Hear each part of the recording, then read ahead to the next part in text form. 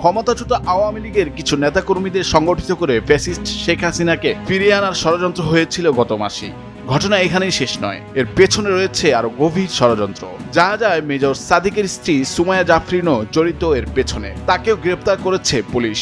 চিপচিপে গড়নে সুমাইয়াকে নিয়ে নানা অভিযোগ ঘুরছে নেট দুনিয়ায়। তার বাবা মেজর জেনারেল জাহাঙ্গীর শেখ হাসিনার খুবই আস্থাভাজন লোক ছিলেন। সেই সূত্র ধরে মেয়ে এবং নিজের মেয়ে জামাইকে দিয়ে শেখ হাসিনাকে ফিরিয়ে আনার অভিযোগ রয়েছে তার বিরুদ্ধে।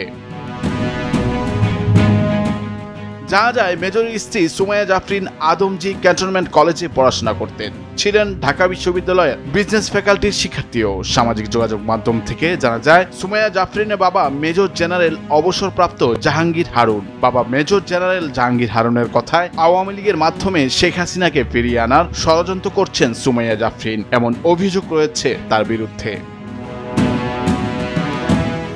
নেট দুনিয়া ঘুরে আরো জানা যায় জাফরিনের বাবা ছিলেন হাসিনার খুবই আস্থাভাজন একজন সেনা কর্মকর্তা। 2015 সালে কলেজে পড়া অবস্থায় জাফরিন গণভবনে বিভিন্ন প্রোগ্রামে বাবার সাথে যেতেন। হাসিনার সাথে তার সাক্ষাৎ হতো। সুমাইয়া জাফরিন তার স্বামী সাদিকের চেয়েও অনেক বেশি কাছের লোক ছিলেন শেখ হাসিনার।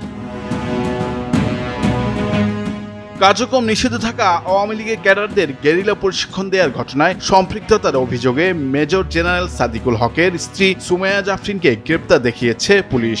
ভাটারা থানায় সন্ত্রাস বিরোধী আইনে সুমাইয়াকে আটক দেখানো হয়েছে। 5 দিনের রিমান্ডে রয়েছেন তিনি।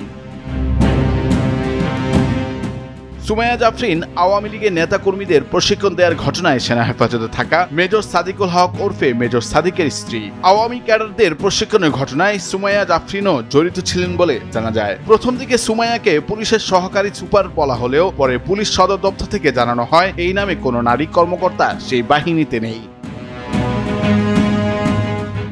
এদিকে শুনানি চলাকালে বিচারককে সুমাইয়া জাফরিন বলেন, আগে থেকে ওই প্রশিক্ষণের অ্যারেঞ্জ করা ছিল। সেখানে ইনভাইটেশন পেয়ে আমি ও আমার হাজবেন্ড কিছু সময়ের জন্য গিয়েছিলাম। তিনি আরো বলেন, এএসপির পরিচয়ে অন্য কেউ জায়গাটা ভাড়া করেছিল, সেটা আমার উপর চাপানো হচ্ছে। দয়া করে আমাকে রিমান্ডের মতো ডিসিশন দেবেন না। কিছু জানার থাকলে এমনিতেই জিজ্ঞাসাবাদ করতে পারেন, আমি উত্তর দিব। আমি নিজে এটা করিনি, তাই অনুরোধ আমাকে রিমান্ডে দেবেন না। নুরুল আফসার, বৈশাখী সংবাদ।